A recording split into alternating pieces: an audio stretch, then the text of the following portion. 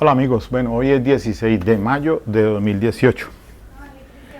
Un tema que voy a tratar aquí es acerca de lo que es prueba Nobel, artículo 422 de la ley 906 de 2004, Código de Procedimiento Penal colombiano. Es un tema que cobra interés escuchando recientemente una publicación que se hizo en El Tiempo, en una publicación del día de ayer en la prensa, El Tiempo, Colombia, diciendo de que la vacuna del papiloma humano es completamente segura. Para ello entonces surgen aquí unas situaciones en las que, dígase usted, en días pasados, 500 niñas en promedio en el Carmen de Bolívar presentaron unas consecuencias a raíz de esta vacuna. La vacuna del papiloma humano se aplica, pues, según la Organización Mundial de la Salud, para contrarrestar el cáncer en cuello uterino. Se aplica a niñas desde los 9 años que, pues, esencialmente tratando de prevenir, porque no han tenido todavía contacto sexual. Toda vez que ya cuando se tiene este contacto sexual, pues esta vacuna tiene unos efectos menores. La pregunta que también se hacen es si se aplica a embarazadas. Si ello no genera consecuencias en el feto, una malformación. Eso es un asunto que no se tiene evidencia o estudios al respecto. Por eso entonces recomiendan que no se haga. Pero entonces alguien diría, bueno, vamos a presentar una demanda contra la farmacéutica. En este caso son dos laboratorios quienes aplican esta vacuna o están autorizados, porque ellas son el Gardasil y el Cervarix. Esto para contrarrestar el BPH 6 y 11 en el primero, y el segundo es el 16 y el 18. Dice que esencialmente aquí pues se trata pues de contrarrestar entonces que generen el cáncer cervical. Pero se dice que la efectividad real de las vacunas para reducir las tasas de incidencia y mortalidad de cáncer de cuello uterino es aún desconocida. Pero los medios salen a decir lo contrario, que es completamente seguro. Allí entonces hay una situación de discusión, tanto en medios académicos como los médicos, etcétera, y que viene entonces relacionado con este tema que voy a referirme en este espacio. Seguimos en el tablero. Está pues básicamente refiriéndome a unos criterios que la Corte Suprema de Justicia de los Estados Unidos se hiciera en 1995 frente a un caso que comenta en una conferencia Carmen, la conferencista mexicana, de nacionalidad mexicana, y en ella Carmen, el nombre que responde es Carmen Vázquez, quien tiene un libro pues de la prueba científica, la prueba pericial. Y ella allí, en esa conferencia que dictó en enero del 2017, que aparece en YouTube, eso fue en la Cátedra de Cultura Jurídica en la Universidad de Gerona, Cataluña, España, 20 de enero del 2017, y se refirió a ello. En ese título que tiene ese YouTube es el de la prueba pericial en la experiencia de Estados Unidos. Y entonces se hace una explicación, hace ella, sobre estos criterios que para resolver este caso, el caso Dagwar contra un laboratorio, por aquello de que pues, pudo haber generado el uso de ese medicamento de consecuencias teratógenas, es decir, cuando es un medicamento que administrado a las mujeres en estado de embarazo o a animales también, o en estado de gestación, pueden ocasionar malformaciones al feto. Se llevó eso a los estrados judiciales porque el experto del laboratorio farmacéutico pues decía que no estaba demostrado esas consecuencias. Sin embargo, frente a unos estudios que realizaron en animales, los demandantes decían que sí. Y la Corte Suprema de Justicia de Estados Unidos se refiere entonces a los criterios de refutabilidad, de revisión por pares y o publicación. El tercero, que es el rango de error que se tenga conocido, y la aceptación general en la comunidad experta relevante. Eso ya quedó en la legislación colombiana en el artículo 422, como aparece allá, para la admisión de publicaciones científicas y de prueba Nobel.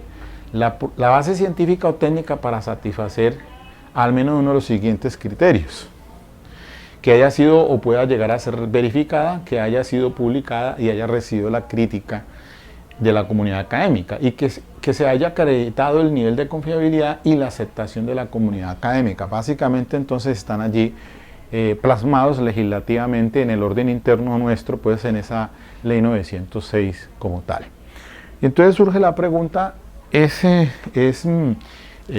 porque en una reciente publicación de la Defensoría Pública, Defensoría del Pueblo Colombiano, en un libro que me encuentro,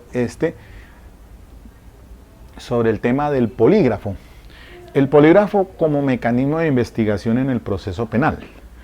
Este librito, escrito por Carlos Arturo Gómez Pavalló, Francisco Javier Farfán Molina y Rafael Antonio López Iglesias. Y también preciso esta revista que se conoce como el Poligrafista. Es de una edición del año 2004, cuyo director de la publicación es un mayor retirado de la Policía Nacional, que responde al nombre pues el mayor Novoa. Aquí hace una publicación sobre el asunto del polígrafo. ¿Por qué viene el asunto del polígrafo? Para tomar como punto de referencia frente a prueba Nobel. Si bien es cierto, la Corte Suprema de Justicia, miren en las conclusiones que encuentro en el libro aquí, en las conclusiones dice así: la jurisprudencia de la Sala Penal de la Corte Suprema de Justicia ha sostenido en reiterada y homogénea línea, especialmente la sentencia de agosto del 1 de 2008, proceso radicado 26470, que el polígrafo no es admisible como método de averiguación de la verdad, pues se refiere a la credibilidad del interrogado y no a la comprobación de hechos, elementos o circunstancias de la conducta investigada, que entre comillas, la prueba de polígrafo se encamina a sustituir al juez en su labor de valoración del testimonio, pues aquel no tiene como finalidad la demostración de un hecho procesal, sino la de ofrecer un dictamen acerca de si un sujeto sometido a un interrogatorio dice o no la verdad en las respuestas a las preguntas que se le formulen. Cierra comillas. Y dice la Corte ahí seguido, comillas: antes que consultar las reglas de la sana crítica para argumentar sobre la credibilidad de un testigo, el juez tendría que dedicarse a determinar otros asuntos, como la pericia del examinador, las condiciones en que se realizó y demás aspectos concernientes a sus requerimientos técnicos. Y en suma, cierro comillas, y en suma que encuentra peligros enormes frente a la libertad y a la dignidad del sujeto si se admite la utilización del polígrafo como medio de prueba, pues ese dispositivo, antes que matizar la tensión entre la finalidad del proceso penal como método de aproximación de la verdad a la verdad y la de proteger la integridad de los derechos fundamentales comprometidos, contribuye a afianzar más el fin que los medios, debido al dramático proceso de instrumentalización a que se somete la persona, de quien se extraen mediciones tomadas del monitoreo de las reacciones del sistema nervioso autónomo, para convertir al propio individuo en un instrumento de corroboración de una verdad a la que debe llegar la administración de justicia con absoluto respeto de la dignidad humana. Eso dice la Corte. Sin embargo, la conclusión es diferente, es decir, que sí, es posible, por varias razones. Mire, el artículo 126 de nuestra codificación procesal penal dice en lo siguiente: Artículo 125, perdón. Deberes y atribuciones especiales. En especial la defensa tendrá los siguientes deberes y atribuciones. Literal 9. Buscar, identificar empíricamente, recoger y embalar elementos materiales probatorios y evidencia física. Realizar entrevistas y valoraciones que requieran conocimientos especializados por medio de los técnicos e investigadores autorizados por la ley. Y entonces, ¿por qué no cabría la posibilidad? Pues aquí en el libro de los autores de mención de la Defensoría del Pueblo, pues sí se llega a esa conclusión de que, por ejemplo, miren ustedes que la Ley Estatutaria de Inteligencia y Contrainteligencia, junto con el decreto reglamentario y un pronunciamiento de la Corte Constitucional sobre la primera, autorizan el empleo del polígrafo como una de las pruebas de confiabilidad y credibilidad para el acceso a la prestación de servicios en los organismos de inteligencia del Estado o para la desvinculación de los funcionarios de los mismos. Eso revela que el ordenamiento jurídico nacional le ha otorgado la categoría de prueba o medio de convicción al polígrafo para acreditar hechos jurídicamente relevantes, lo que ofrece un argumento de refuerzo que debe conducir necesariamente a su admisibilidad y licitud también en los procesos penales.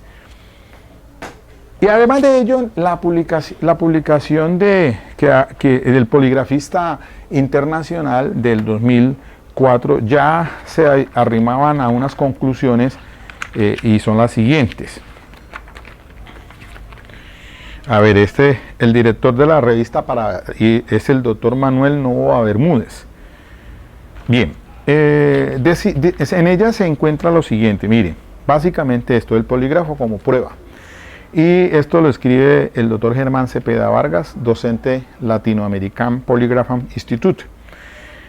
Dice así, una parte fundamental, en el derecho constitucional como en el penal o el criminal, existen premisas fundamentales como la presunción de inocencia y la no autoincriminación, y a que cualquier duda debe ser resuelta a favor del implicado. Por ello, el polígrafo nunca debe ser utilizado como herramienta del acusador en contra del investigado, sino por el contrario como medio de defensa. Debe ser así, ya que al ser sometido el posible responsable de una conducta sancionable al polígrafo por parte del acusador, se le estaría violando su derecho a la presunción de inocencia y obligándole a autoincriminarse. En razón que las respuestas ante un polígrafo no son más que una certeza de la verdad, por lo que solo el defensor podrá invocarla en protección de su defendido y una vez pública puede ser controvertida por el ente acusador. Y sobre la legislación de Estados Unidos de América en relación a la poligrafía también escribe José Antonio Guiz Núñez lo siguiente, dice, a través del tiempo se presentaron excepciones a esta regla en algunos estados, ya que varios tribunales permitieron la introducción de resultados de exámenes con el polígrafo siempre y cuando existiera estipulación o acuerdo previo entre el fiscal y el abogado defensor. La primera vez que los resultados de un examen poligráfico de veracidad se aceptaron como evidencia bajo el renglón de acuerdo de estipulación previa fue en el caso de State vs. Lonelo en el Tribunal del Circuito del Condado de Columbia, estado de Wisconsin, en 1935. Algunos jueces opinaron que basándose en el caso Fry, la prueba de polígrafo ya había cumplido con los requisitos establecidos en esa famosa decisión y empezaron a permitir que los resultados de un examen con el polígrafo se presentara como evidencia en un juicio. En 1989 el Tribunal de Apelaciones del Circuito 11 de los Estados Unidos en el caso Estados Unidos versus Piscinona declaró lo siguiente estableciendo un precedente. Comillas, no existe la menor duda que en años recientes los exámenes de polígrafo han logrado aceptación científica como una herramienta útil y eficiente. La ciencia de la poligrafía ha progresado a tal nivel de aceptación que se admite como evidencia en ciertas circunstancias cuando existe el peligro de perjuicio injusto. Las reglas federales de evidencia, como el estándar para admitir ante un tribunal federal el testimonio científico de un experto. Y más adelante dice la regla 702 que rige el testimonio de expertos y a la cual hacemos referencia, dice lo siguiente, comillas, si los conocimientos científicos, técnicos o algún conocimiento especial puede ayudar a esclarecer un hecho o determinar un hecho bajo investigación, un testigo calificado como experto por sus conocimientos o habilidades, su experiencia o su entrenamiento o su educación puede testificar su opinión. Entonces a los finales de los años 90 se introdujo el término examen psicofisiológico de veracidad y a los poligrafistas se les conoce ahora como técnicos en psicofisiología forense. Estos conceptos contribuyen a respaldar la base científica de la poligrafía. Y allí entonces, mis queridos amigos, que sí hay elementos y razones para tener en cuenta que existe en materia penal y criminal pues la aplicación en nuestra legislación 906, si nos atemperamos entonces al artículo 126 y al artículo 422. ¿Qué más que estas publicaciones? Estos son publicaciones y esto entonces, que haya sido publicada y haya recibido la crítica de la comunidad académica respecto de la poligrafía. ¿Por qué entonces si no atentaría contra la dignidad humana si el incriminado pues permite que se haga esa evaluación y que la defensa la utilice a través del testigo de acreditación, el perito como tal, para que ingrese al juicio oral? Estoy completamente de acuerdo entonces en lo que escriben los anteriores profesionales, entre esos pues Carlos Arturo Gómez Pavalló, que pues tiene que más reconocimiento de Carlos Arturo Gómez Pavalló, quien entre otras cosas tengo una obra aquí que se conoce como Estudios en Domática Penal en el Nuevo Código Penal. Mírenlo acá ustedes. Él es una persona pues con una alta trayectoria, escritor. Tengo esta obra de él, si sirve en algo de pura domática, y pienso yo que sí, obviamente cabría o daría lugar que ateniéndonos pues al texto del artículo 422 pueda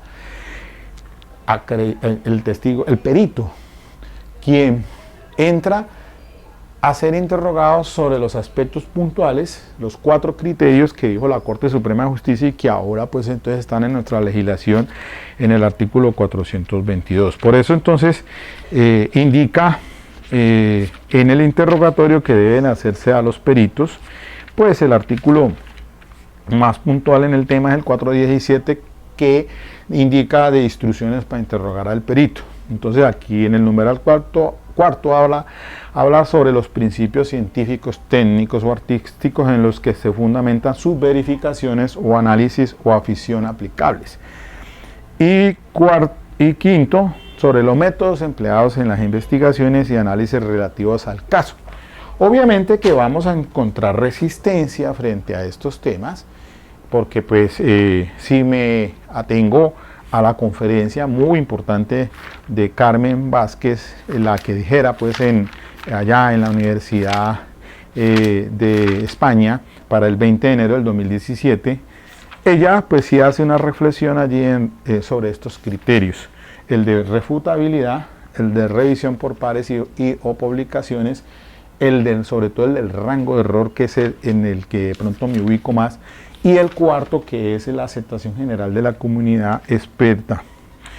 Porque es que ella, cuando se hace si ustedes escuchan el video, en el punto relacionado con el rango de error, pues dice que primero que todo, en cuanto a la refutabilidad, el problema del método científico y el empíricamente cuál es el que se utiliza. Y los peritos en juicio oral normalmente se les interroga y dicen ellos, pues utilice tal técnica, pero entonces no se explica a fondo.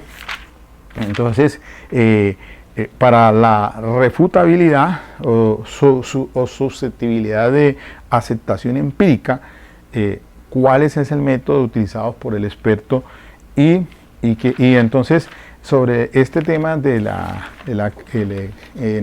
cuestión del rango de error, pues miren, hace referencia de que hay cierto margen de error, incluso cuando se trata de la huella dactilar, porque a pesar de que se indica en criminalística que no existen 2 huellas iguales en el mundo, pues a ver que pues, empíricamente para su demostración, cuál es el método científico que lleva a eso.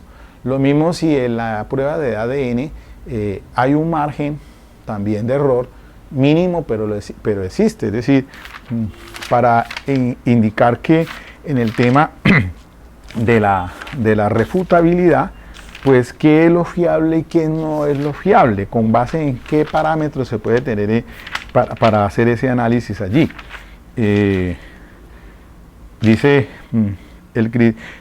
para eso, si estamos afirmando que la ciencia es fiable, hay que establecer límites para demarcar entre lo científico y lo no científico, entre lo fiable y lo no fiable. Y para ello entonces se utiliza el método científico. ¿Pero qué es el método científico? ¿Es verdad que es seguido por todos los científicos?, se pregunta.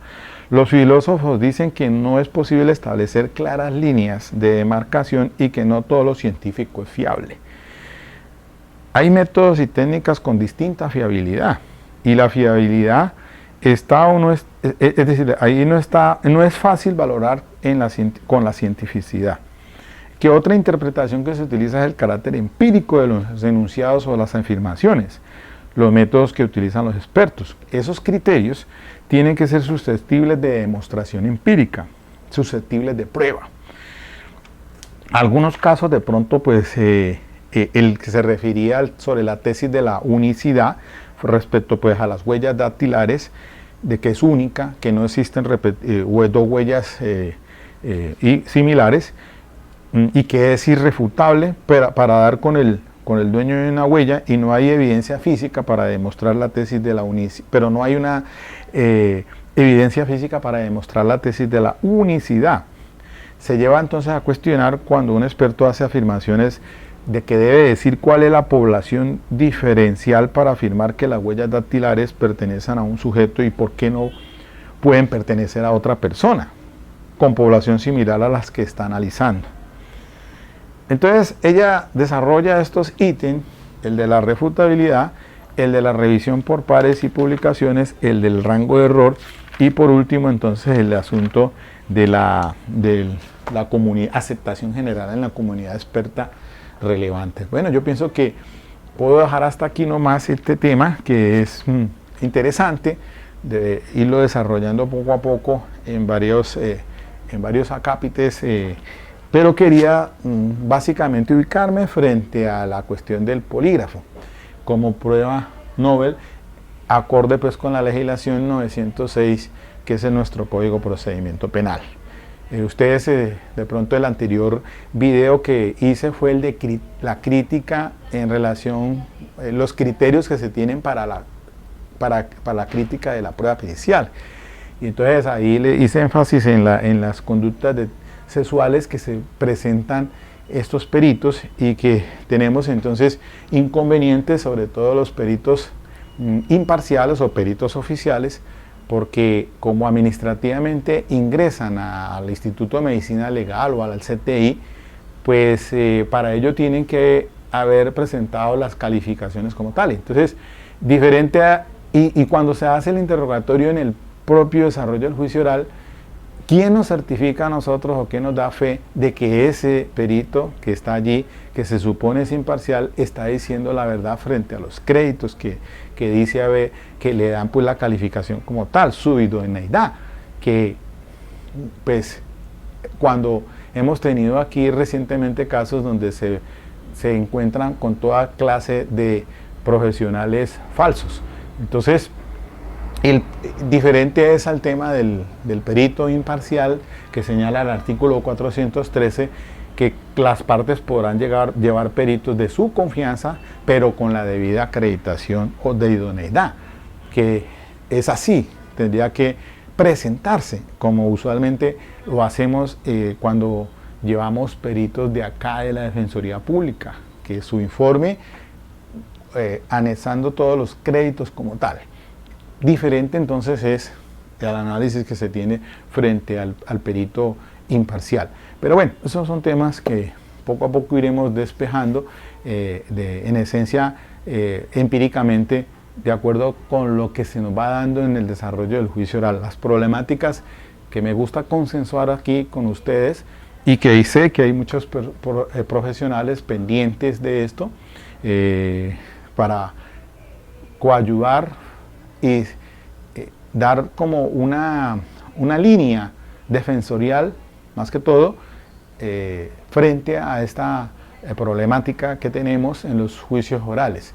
Y yo aquí en el programa de Defensoría Pública, en la Ley de Infancia y Adolescencia, que es la Ley 1098 del 2006, sobre todo cuando tenemos estos casos de índole sexual, ese investigador de la Policía Judicial que realiza las entrevistas a los menores de edad, que no es un perito, sino, pues, si bien es cierto, de profesión psicólogo, pero él rinde ese informe de acuerdo al 209, que es un informe de campo.